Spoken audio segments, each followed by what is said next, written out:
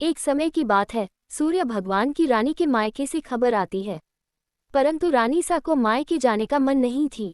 सूर्य नारायण भगवान रानी को ये कहकर मायके जबरदस्ती मायके भेजते हैं कि जाओ, मैं आपके लिए अच्छी अच्छी वस्तुएं भेजूंगा। राणा दे अपने पिए चले जाते हैं। कुछ दिनों पश्चात सूर्य भगवान राणा दे के लिए चौपर, पासा, पचेटा, आटी डोरा आदि कुछ वस्तुएं भेजते हैं। राणा दे की भाभियां मजाक करने के इरादे से चौपर, पासे, खिलौने आदि सब सामान निकाल देती है और उनके स्थान पर कंकड़, पत्थर और कांटे भर देती है और सारे डिब्बे वापस बंद कर देती है। राणा दे ने देखने के लिए हाथ डिब्बे में डाले तो उनके हाथ में कांटे चुभ गए। फिर तो उनकी भाभियां हंसने लगी। फिर तो राणा दे को गुस्सा आ गया। कुछ दिनों पश्चात जब सूर्य नारायण राणा दे को लेने पधारे तो राणा दे तो सूर्य भगवान से बातचीत भी नहीं करती थी। राणा दे जब ससुराल गए तो वहां पर भी किसी से भी बात नहीं कर रहे थे। सूर्य नारायण ने अपनी माताजी से पूछा कि माताजी, राणा दे आपसे बातचीत करते हैं क्या? उनकी माताजी ने कहा कि नहीं बेटा, राणा दे जब से ससुराल से वापस आई है उसके बाद से बात नहीं कर रहे हैं। सूर्य नारायण कहते हैं कि माताजी, आप आज उनको बोलना कि साल चावल की बोरी पड़ी है, साल में से चावल निकल दे, परंतु ऐसा करते समय चावल टूटने नहीं चाहिए, साबुत निकलने चाहिए। अब राणा दे तो रोने लगे। रोते रोते ही वो छत पर चले गए और उन्होंने चिड़ियाओं को बुलाया। राणा दे चिड़ियाओं से कहने लगे कि मैंने कभी तुम्हें चुपका डाला होगा, अब तुम इन चावलों को छील दो। ढेर सारी चिड़ियाएं सारे के सारे चावल छील कर उड़ गई। सूर्य नारायण ने फिर पूछा कि माताजी, राणा दे बोले क्या? माताजी कहती है कि नहीं बेटा, वो तो कुछ नहीं बोली। सूर्य नारायण फिर बोलते हैं कि माताजी, ये सब आप उनको कहना कि 108 छेद वाली मटकियां हैं, उनमें पानी भर दे।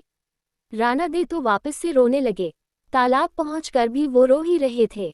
उनको रोता देखकर मेंढकियां आई और उनसे पूछती है कि आप रो क्यों रही है? राणा दे ने कहा कि सासुजी ने 108 छेद वाली मटकियों में पानी भरने को कहा है, पानी कैसे टिकेगा उनमें? मेंढकियां बोलती है कि आप चिंता मत करो, हम छेद पर चिपक जाएंगे, फिर आप आसानी से पानी भर लेना। फिर क्या था, मेंढकियां तो छेद पर चिपक गई और राणा दे ने पानी से मटके भर दिए। उस दिन भी सायंकाल में सूर्य नारायण माताजी से पूछते हैं कि राणा दे बोली क्या? उनकी माताजी कहती है कि नहीं बोली। सूर्य नारायण कहते कि कल आप उनसे बोलना कि बाग में उनके मासी जी आए हुए हैं जो मिलने जाए, और उनको ये भी बोलना कि जिस तरफ चरमू बिखरे हुए हैं उधर जाए। अगले दिन सूर्य नारायण रास्ते में औरत का रूप बनाकर घूंघट निकालकर बैठ गए और जब राणा दे उस तरफ आए तो सूर्य नारायण औरत का रूप धरकर ही बैठे बैठे रोने लगे। राणा दे ने कहा, क्यों रो रहे हो, कोई मुसीबत आ गई है क्या? आगे राणा दे बोले कि मेरे जितनी मुसीबत हो तो क्या करोगे? सूर्य नारायण बोले कि आपके क्या मुसीबत है? राणा दे बोले कि क्या बताऊं, मैं पिए नहीं जा रही थी, फिर भी इन्होंने मुझे जबरदस्ती भेजा और बोले कि मैं अच्छी अच्छी वस्तुएं और इनाम भेजूंगा, और डिब्बों में भरकर इन्होंने कंकर, पत्थर और कांटे भेजे। मैंने देखने के लिए हाथ डिब्बे में डाले तो मेरे हाथ में सब कांटे चुभ गए। मेरी भाभियां मेरी मजाक बनाने लग गई। थोड़े दिनों बाद वापस लेने आए और मैं ससुराल आ गई। फिर साल में से मुझे चावल निकलने को बोला और यह भी कहा कि एक भी चावल टूटना नहीं चाहिए। फिर मुझे 108 छेद वाली मटकियों में पानी भरने के लिए कहा। अब आप ही बताओ, छेद वाली मटकियों में पानी कैसे ठहरता? वो तो मेंढकियां मटके के अंदर चिपक गई जो मैंने भर दिया। ये कहते ही राणा दे तो जोर जोर से रोने लगे। फिर तो सूर्य भगवान ने राणा दे का हाथ पकड़ लिया और अपने असली स्वरूप में आ गए।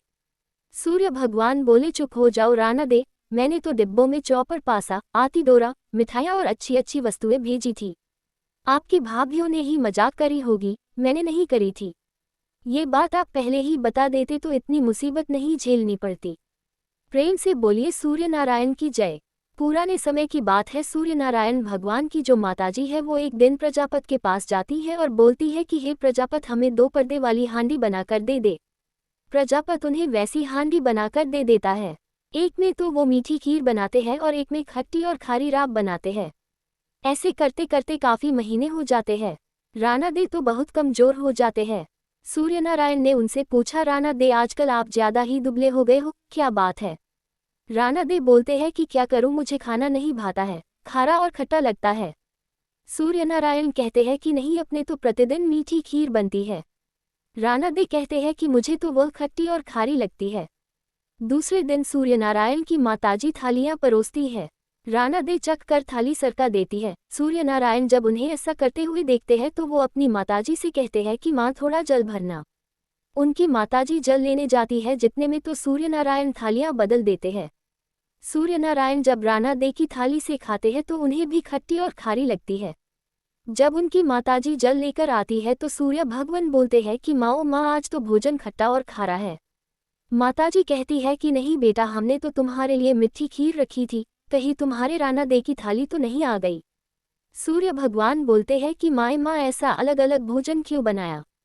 माताजी कहती है कि बेटा, हमारे सास बहू में तो ऐसा चलता है। सूर्य नारायण बोलते हैं कि नहीं माँ, ऐसा तो दुनिया में ही चलने दो, अपने महलों में ऐसा नहीं चलाना, सबके एक जैसा भोजन ही बनाना। तब से ही सास बहू में तेरा मेरा चलने लगा। प्रेम से बोलिए सूर्य नारायण की जय। सूर्य भगवान प्रतिदिन नगरी में पधारते हैं और सभी जीवों का पालन करते हैं।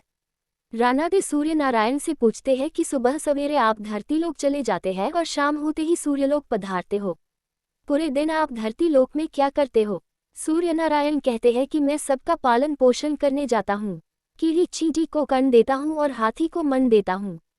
राणा दे बोलते हैं कि क्या सबको खाने को देते हो, कोई तो बच ही जाता होगा। सूर्य नारायण फरमाते हैं कि कोई नहीं बचता है। राणा दे वापस बोलते हैं किसी को बाकी नहीं रखते। सूर्य नारायण बोलते हैं कि किसी को भी भूखा नहीं रखता हूँ। भूखा उठता है पर कोई भी भूखा सोता नहीं है। अगले दिन राणा दे नहाकर अपने कक्ष में पधारते हैं और एक चींटी को डिब्बी में बंद कर देते हैं।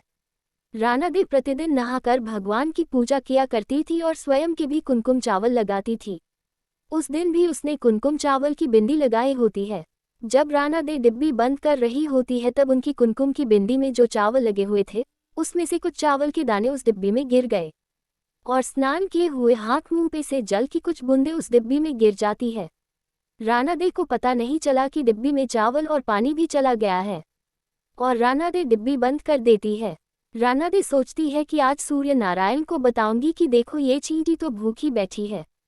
जब शाम को सूर्य नारायण पधारते हैं तो राणा दे बोलती है कि है सूर्य नारायण, आप तो कह रहे थे कि आप किसी को भूखा नहीं रहने देते। सूर्य नारायण बोलते हैं कि है सही में किसी को भूखा नहीं रहने देते। तो राणा दे बोलती है कि देखो तो ये चींटी जो डिब्बी में बंद है वो तो सुबह से भूखी है। ये सुनकर सूर्य भगवान राणा दे को कहते हैं कि आप डिब्बी तो खोलो। राणा दे जैसे ही डिब्बी खोलते हैं तो क्या देखते हैं कि चींटी के मुंह में चावल के कण हैं और डिब्बी में पानी की बूंदें भी पड़ी हुई है। राणा दे को अपनी आंखों पे विश्वास नहीं होता है।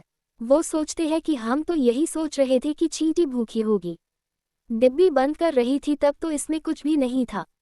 राणा दे हार मान लेते हैं और सूर्य नारायण भगवान से कहते हैं कि मैं मान गई, सभी की पूर्ति आप ही कर सकते हो। प्रेम से बोलिए सूर्य नारायण की जय।